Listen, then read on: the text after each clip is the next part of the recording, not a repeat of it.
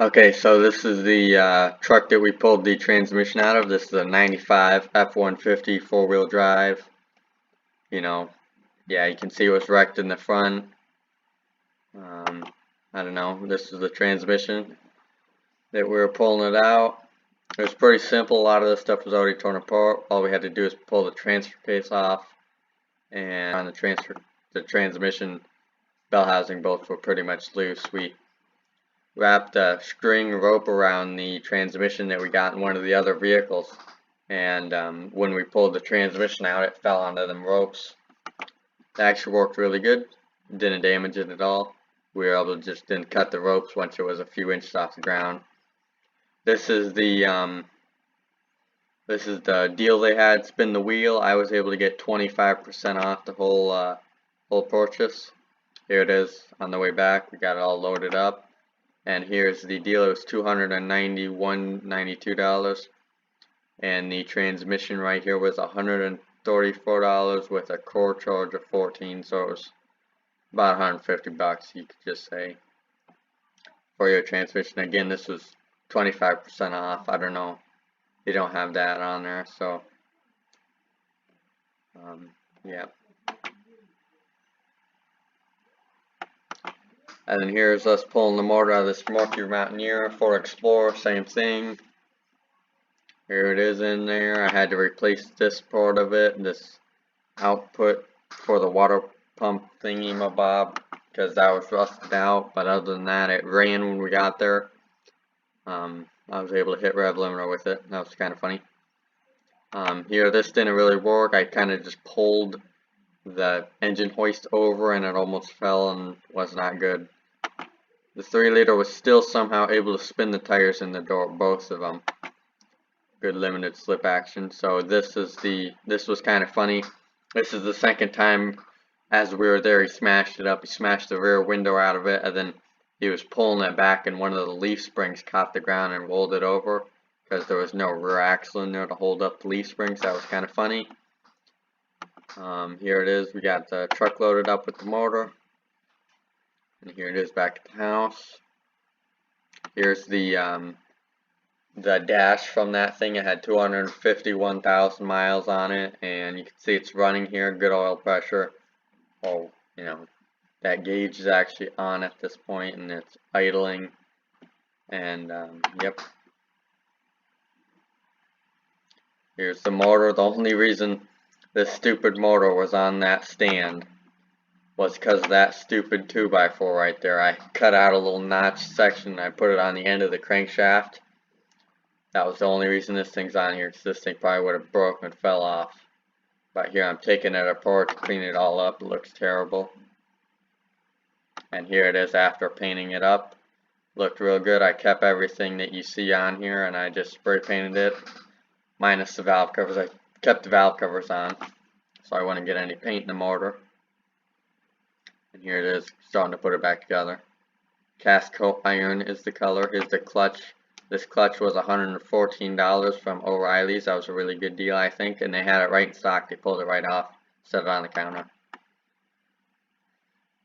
Here it is. Got the EFI wiring harness back on there, all the injectors and stuff. I painted up these things, the accessory brackets, black, because I was thinking that would go good with the valve covers being black and the cast coat iron motor. Here's the flywheel and some of the gaskets that I took off, replaced. This is the air recirculation valve, exhaust gas, EGR valve. This is what I did with my 3-liter and this one. I pinched off the cutoff line, pinched it off, and then welded it up. That doesn't leak. That worked out good. No EGR for me. Here it is, put all back together 100%. Looking good. Looking good. We got the flywheel on there now.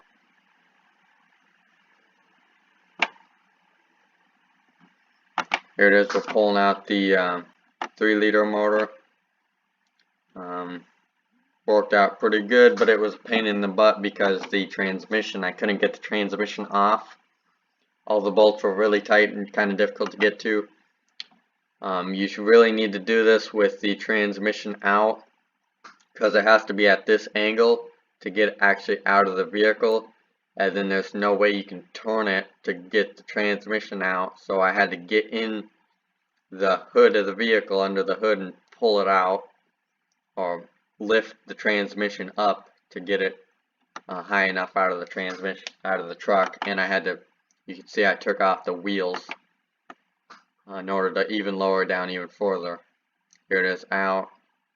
Here's the transmission. So this is the motor mount. You can see here I tried to cut it off, that didn't work, which is a good thing anyway. Here's an extension. This is how you got to get that motor mount out without taking your front drive shaft or front differential and axles out. You drop the differential down as far as you can before the axles hit this the torsion key thingy, torsion bar, and then you can get this extension in there with like an 18mm, I think it was, and get it out. That was amazing. I was super happy I didn't have to take out my differential. So you can see here the difference. This is only on the driver's side of the truck. This is the Ranger mount, and this is the Explorer mount. You can see that they're flopped, one high and one low, and this one's one low and one high, or whatever you want to, however you want to state that. So that's all you need to get the motor setting in there. And here it's going down. The motor is the engine base wide enough you can get it in there with the clutch. It is pretty tight, so but yeah, it worked out good. We were able to get it in there. Okay, so right here we have the transmission wiring harness on the back of the motor that would go to the transmission, and this is the transmission / O2 sensor wiring harness from my 3-liter V6, because it was a manual and this is automatic wiring. So I spliced this in here. I got rid of this connector right here for the O2 sensors. It's already on this side of the engine harness, and I think there's two more down here. And then there's the reverse wiring. So from what I know, that all works, and it was all color code right in. I just cut it all off and crimped on the matching colors, and that seemed to work good. But I probably wouldn't recommend it. Just get the plug for that when you get the motor. Okay, so this is the transmission. Going in, I got this ratchet strap around here, and yeah, it was pretty difficult to get in. I used a really long bolt and kind of slid it back and forth to get it to line up. Not like a slide hammer, but very, very gently. It's kind of one of those things that it doesn't work until it just slides right in. You don't even know why. So you just got to keep working on it, and it will someday. And this is what I had to do with the shifter. You can see I cut back a little bit on either side, probably about 2 or 3 inches. Pretty much as far as you can go before you hit this little or pretty big electrical box. But that fits pretty good. It's still not on the transmission mount, which is right here, sorry. So that's the original one, and this is what I made out of it. So what I did right here is I cut this flat right off here from one end to the other, and then I welded the top plate back onto this to make a little 1/4 inch lip to make the transmission set deeper down farther onto the ground. And then I did have to drill some new holes. I would suggest just removing this plate completely and putting a new plate on that has no holes in it, and drilling one set of holes right where you need them. That'd be the best thing to do. And here I'm just covering up that big hole in where the old shifter went. And here's the shifter once it's all done, looking good. I only had to move the cup holder back like 1/2 inch and cut some of the cup holder back like I did the sheet metal on. So right here I'm making a coupler for the original 3-liter upper radiator hose. So I took this piece, I cut it to like 3 inches, or something like that, and then I welded a bunch of nubs around it so that when the both hoses slid over it, the hose clamp had something to grab onto. The hose wouldn't just slide off, and that seemed to work really good. I did cut a few inches out of it, as you can see, I think, and pretty much I mainly just needed that to clock the two separate sides like this, and that works really good with that 45-degree outlet for the upper radiator hose on the car or on the truck. As you can see, this originally would have been a 90-degree, but I changed mine because it was rusted out, and this is kind of the way it fits. Works good. The transfer case. This is a 4406 transfer case. This BorgWarner 1345 transfer case will not work. These are both made by BorgWarner. This is a slip yoke, and this is not. The biggest reason this one won't work is it's just too wide. You just can't fit it in there at all. This one, however, does kind of fit in there, as you're going to see here shortly. Okay, and here the transmission or the transfer case is setting up in here. It does fit. You don't have to cut anything, but this snout right here gets very, very close, or is very, very close to the gas tank. And I had to put a ratchet strap around the gas tank and pull it to this side of the frame in order to get the drive shaft to fit up in there. But as you can see, it's very close everywhere, but it does bolt in, and you do have to break this plastic housing thingy for it to go up in there properly. And here's the shifter. Very simple. Just cut off where it originally mounted to, because that was right in the way of the transmission tunnel. And then I welded a solid rod to the, solid rod that comes through here. The butt joint's kind of not very good or strong, but it does work. And this is the factory four-wheel drive selector off the manual transmission, off the M5OD R2. Bolts right up, works good. And you can see I'm starting to cut out the carpet and the metal to get that where I want it. Here's the finished product of all the weird cuts and bends. And this is what it turned out to be. I still need to get a boot over there, but it looks good and it works very well, and it does not get in the way of anything, which is nice and very important. So here's the drive shaft. I was building the drive shaft. You have to keep these yokes in line, and that's what I was doing here, leveling them both. It wasn't the right way to do it, but it's the way I did it. It seemed to work good. And then I welded it together after measuring from this side to this side and here to here, and making sure they were very, very close. And then I tack welded it, put it in the truck, and used the truck as a lathe to spin it with the tires in the air.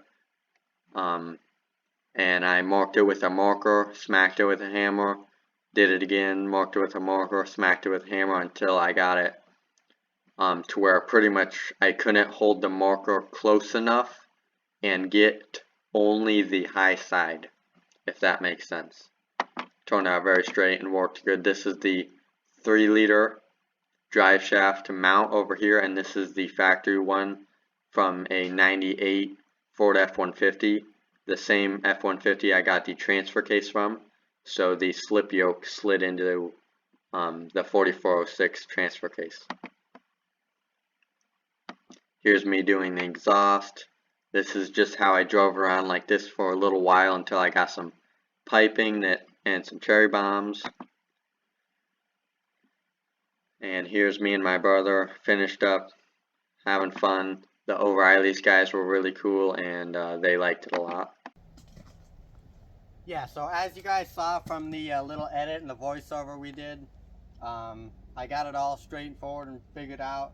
It was a very simple plug and play install. You know, wiring, as the wiring goes, of course it was plug and play. And the engine mounts and drivetrain, it was all pretty quick and simple. as far as wiring go, it's pretty much 95% plug and play, and the engine and transmission mounting, again, 95% plug and play.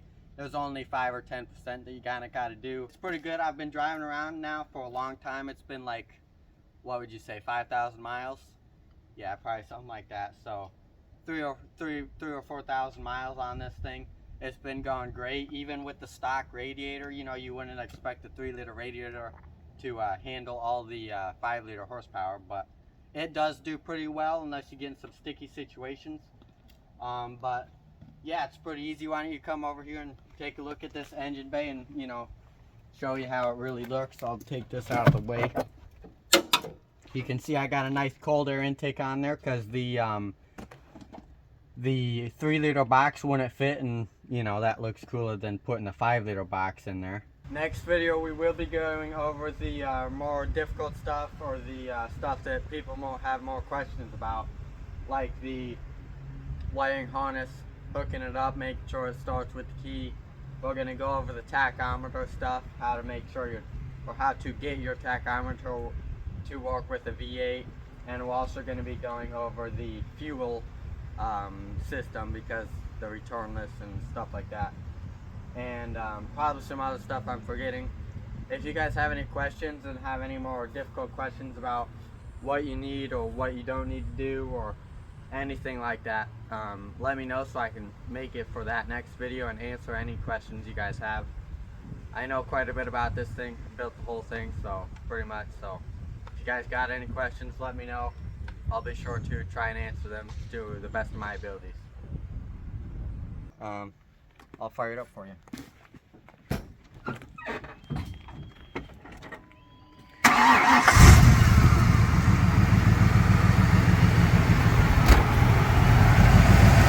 I got an electric fan like I did on the 3-liter. It has been keeping it cool, but if you get in any situations where 4-wheel drive is necessary, and you're really pulling a hard load on the motor or pulling a trailer, it won't work, and I'm afraid it might overheat this summer. So we're getting a new radiator in there. I've got a bunch of new upgrade parts. We're going to take this thing from EFI to a carburetor, and we're going to put aluminum cylinder heads on it, and do a bunch of go-fast parts on it. So that'll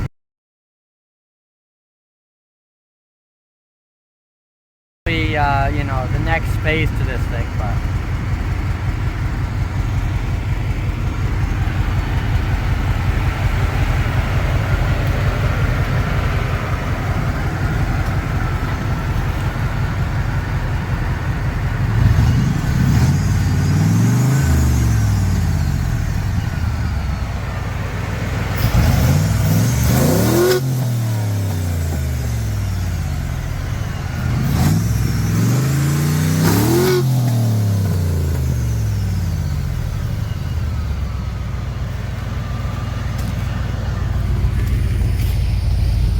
you can see with the factory EFI, all the gauges are working properly. You can see all the gauges are working properly. The temp gauge works, fuel gauge never changed, even the tachometer works as well, and oil pressure and the battery light works. Yep.